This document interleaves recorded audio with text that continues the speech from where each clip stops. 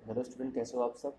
तो आज हम डिस्कस करने वाले हैं बहुत ही इंपॉर्टेंट टॉपिक यूपी बोर्ड के पर्सपेक्टिव से और किसी भी बोर्ड के पर्सपेक्टिव से बहुत ही इंपॉर्टेंट टॉपिक है।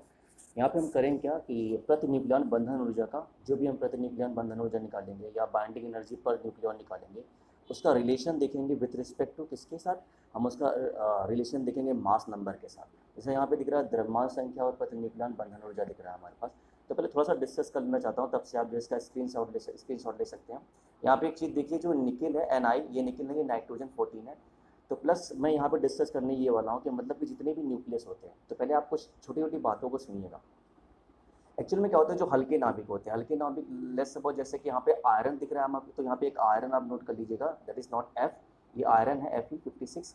तो अगर मैं आयरन की बात करूँ तो आयरन से नीचे जितने भी लाइटर एलिमेंट होते हैं या लाइटर न्यूक्लियस होते हैं, तो जो हल्के नाभिक होते हैं और जो भारी नाभिक होते हैं। तो एक्चुअली में हल्के नाभिक मतलब अगर 56 से आगे चले जाएँ तो इसे आप आयरन कर दीजिएगा, Fe कर लीजिएगा, और एन आई जो है उसे नाइट्रोजन एन कर लीजिएगा। यहाँ में स्प्रिंट है। तो अगर मैं भारी नाभिक के बारे में बात करूँ या हल्के नाभिक के बारे में बात करूँ, तो भारी नाभिक और हल्के नाभिक क्या होते हैं, ये अस्थायी तत्व होते हैं। अब इनके स्थायित्व को प्राप्त करने के लिए हमें क्या करना पड़ेगा, लेट्स सपोज जैसे यूरेनियम 238 दिख रहा है यहाँ पे। तो अगर मैं यहाँ पे यूरेनियम 238 के बारे में बात करता हूँ, तो यूरेनियम 238 क्या होता है, बहुत ही अस्थायी तत्व होता है। ऑब्वियस सी बात है, बहुत अस्थायी तत्व है, तो हमें करना क्या है, अगर इसे हम क्या करते हैं, इसे और हल्के हल्के नाभिकों में तोड़ना स्टार्ट करें। तो अगर हम क्या करते हैं, इसे हल्के नाभिकों में तोड़ना स्टार्ट कर देंगे तो क्या हो जाएगा, तो फिर नॉर्मली क्या होता है, हमें एक भारी नाभिक होगा तो नॉर्मली क्या कर देंगे, इसे हल्के नाभिकों में तोड़ देंगे। तो तोड़ने पे क्या होती है, हमारे पास बहुत सारी एनर्जी प्राप्त होगी। और ये जो एनर्जी प्राप्त होगी हमारे पास, बेसिकली इससे क्या होती है, जो ऊर्जा मुक्त होगी हमारे पास, इस ऊर्जा मुक्त होने की प्रक्रिया को बेसिकली हम क्या बोलते हैं, नाभिकीय विखंडन बोलते हैं। तो नाभिकीय विखंडन एक ऐसी प्रक्रिया होती है जिससे क्या होती है, एटॉमिक बम बनता है हमारा। तो यूरेनियम 238 का यूज करते हैं। और नॉर्मली क्या करते हैं, इसे जब हम तोड़ते हैं तो हमारे पास क्या होता है, ये दो भागों में टूटता है। टूटता किसमें, बेरियम और क्रिप्टॉन में टूटता है, जो कि आगे हम देखेंगे। जब हम न्यूट्रॉन की बमबारी कराएंगे यूरेनियम पे, तो नॉर्मली क्या होता है, ये टूटेगा और बहुत, तो वो 3 न्यूट्रॉन निकलते हैं इसमें से, और एनर्जी बहुत ज़्यादा मात्रा में निकलती है। एंड दैट एनर्जी हम इसे यूज कर लेते हैं रिएक्टर बनाने में और एटॉमिक बम बनाने में। फिर उसके बाद बात करते हैं हम नाभिकीय संलयन प्रक्रिया क्या होती है, या न्यूक्लियर फ्यूजन क्या होती है। अगर मैं न्यूक्लियर फ्यूजन के बारे में बात करूँ तो लाइटर न्यूक्लियस होते हैं, हल्के नाभिक होते हैं, वो भी क्या होते हैं, बहुत अस्थायी होते हैं। तो बहुत अस्थायी होंगे तो हमें क्या करना है, दो हल्के नाभिकों को संयोग करना है। छोटी क्लास में हमने पढ़ा भी होगा, दो हल्के हल्के नाभिकों का जब संयोग करेंगे तो संयोग करने में क्या होती है, बहुत अपार मात्रा में एनर्जी निकलती है। विखंडन से ज़्यादा एनर्जी जो होती है संलयन में निकलती है। और इसी से नॉर्मली क्या होता है, जो सन की एनर्जी होती है वो बनती है। तो हाइड्रोजन साइकिलिंग के बारे में बात करेंगे, कार्बन साइकिलिंग के बारे में बात करेंगे। तो कार्बन और हाइड्रोजन जो होते हैं हमारे पास, ये क्या होते हैं, ये हल्के नाभिक होते हैं। जब बहुत सारे हाइड्रोजन आपस में मिलते हैं तो हाइड्रोजन साइकिलिंग की बेसिस से क्या होती है, सन की एनर्जी क्या होती है, विद्यमान होती है। इसे हम आगे डिस्कस करेंगे। तो ये बहुत ही इंपॉर्टेंट टॉपिक है। तो पहले सारे रूल्स पढ़ लेते हैं एक्चुअल में किस तरीके से हमारे पास ये वेरी करेगा।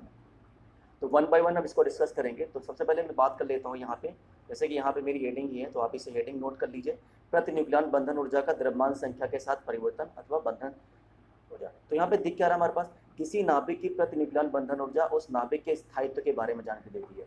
सबसे पहला क्वेश्चन, अगर 1 नंबर क्वेश्चन आएगा कि प्रति न्यूक्लियन बंधन ऊर्जा से आप क्या समझते हो, तो प्रति न्यूक्लियन बंधन ऊर्जा से हम यही समझते हैं क्या होता है, ये किसी नाभिक के स्थायित्व के बारे में हमें बताती है।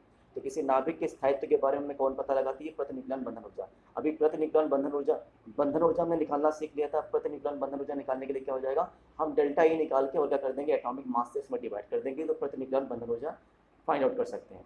तो इसे याद रखिएगा। और किसी नाभिक की प्रति न्यूक्लियन बंधन ऊर्जा जितनी अधिक होती है, मोस्ट इंपॉर्टेंट लाइन, किसी नाभिक की प्रति न्यूक्लियन बंधन ऊर्जा जितनी अधिक होती है वो नाभिक उतना ही स्थायित्व होता है। तो इसे नोट पॉइंट करके लिख दीजिएगा, पर न्यूक्लियन बाइंडिंग एनर्जी जितनी अधिक होगी उस न्यूक्लियस की स्टेबिलिटी उतनी अधिक होगी। तो इसे नोट डाउन कर लीजिएगा। प्रति न्यूक्लियन बंधन ऊर्जा तथा द्रव्यमान संख्या के बीच खींचे ग्राफ से प्राप्त बंधन ऊर्जा वक्र। कभी कभी 1 नंबर क्वेश्चन ये भी आता है कि आप बंधन ऊर्जा वक्र किसे कहते हैं। तो बंधन ऊर्जा वक्र क्या होता है, प्रति न्यूक्लियन बंधन ऊर्जा तथा द्रव्यमान संख्या के बीच जो भी ग्राफ खींचा जाता है उसे हम क्या बोलते हैं, वक्र बंधन ऊर्जा बोलते हैं। ठीक है ना। तो वन बाय वन हम एक फीचर्स के बारे में डिस्कस करेंगे। पहला फीचर इसका क्या है, फर्स्ट पॉइंट, प्रत्येक तत्व के नाभिक की बंधन ऊर्जा धनात्मक होती है। मोस्ट इंपॉर्टेंट लाइन, जितने भी नाभिक होते हैं, जितने भी न्यूक्लियस होते हैं, उनकी जो बाइंडिंग एनर्जी होती है that would be in positive. तो हमेशा पॉजिटिव भी आएगा, याद रखिएगा। अगर नेगेटिव होगा तो हम उसको डिस्कस करेंगे।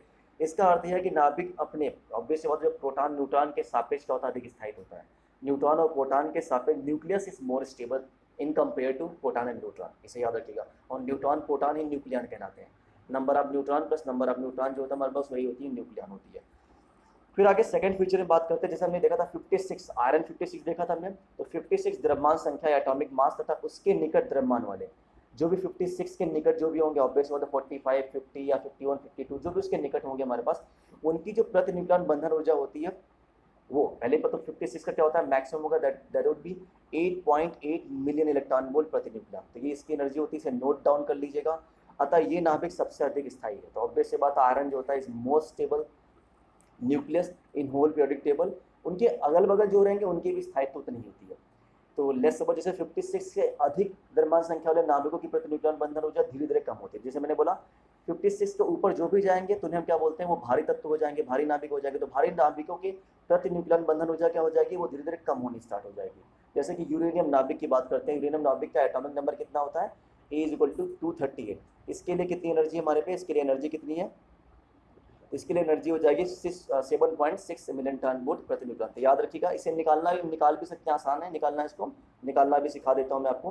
देन 56 से कम द्रव्यमान वाले और 56 से कम द्रव्यमान वाले जो भी हल्के नाभिक होते हैं उनकी जो बाइंडिंग एनर्जी प्रति न्यूक्लियन होती है वो धीरे धीरे कम होने लगती है। तो इसे नोट डाउन कर लीजिएगा। एंड 20 से कम जितने भी द्रव्यमान संख्या वाले होते हैं, तो 20 से कम जितने भी द्रव्यमान संख्या वाले होते हैं तो याद रखिएगा उन नाभिकों में क्या होती है, बहुत तेजी से प्रति न्यूक्लियन बंधन ऊर्जा में कमी आती है। तो याद रखिएगा जैसे भारी हाइड्रोजन A=2 के लिए इसका मान केवल 1 मिलियन टन वोल्ट प्रति न्यूक्लियन होता है।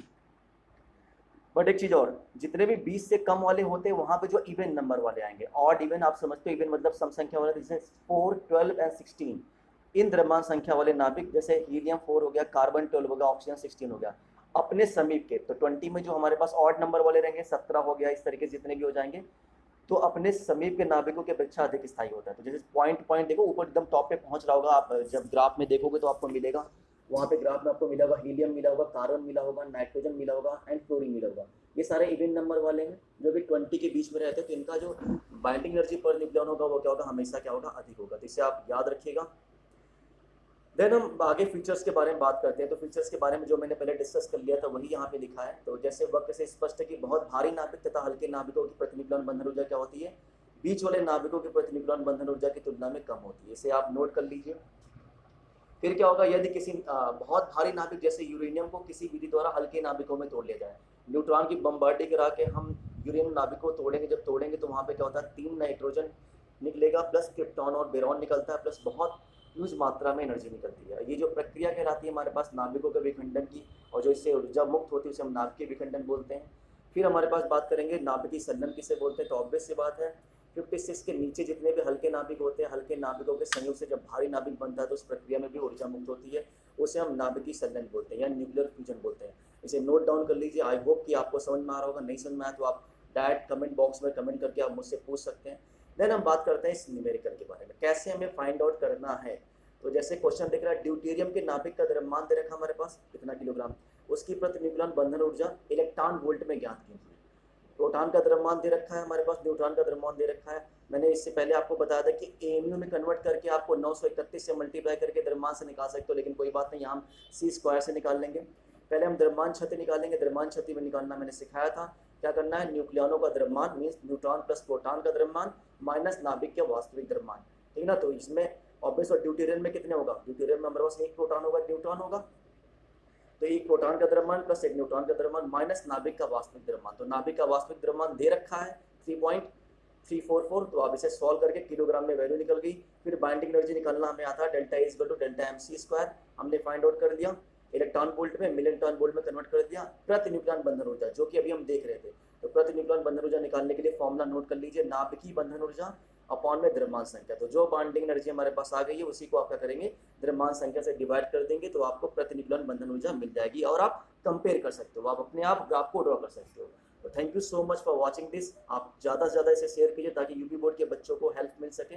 इसीलिए मैंने इस बार सोचा कि इसे हिंदी में कन्वर्ट करके बनाऊं ताकि आपके लिए बेनिफिशियल हो जाए। और यूपी बोर्ड में ये क्वेश्चन भी 3 नंबर का आता है, तो आप इसे अपनी कॉपी में नोट मेकिंग करके इसे प्रैक्टिस कीजिए बार बार, और बहुत ही आसान है। इसके आगे हम बाद में डिस्कस करेंगे नाभिकीय विखंडन क्या होता है, नाभिकीय संलयन क्या होता है, रिएक्टर का फॉर्मेशन कैसे होता है, न्यूक्लियर बम कैसे बनता है, हाइड्रोजन बम का निर्माण कैसे होता है, सन में एनर्जी कैसे प्राप्त होती है। इन सारी चीज़ों को डिस्कशन अभी हमें आगे करना है, तो आप इसे देखिए, बार बार रिपीट करके देखिए। Thank you so much for watching. और आप इसे सब्सक्राइब करना ना भूलिएगा, बेल आइकन को दबा दीजिएगा ताकि आपको बार बार नोटिफिकेशन मिलती रहे।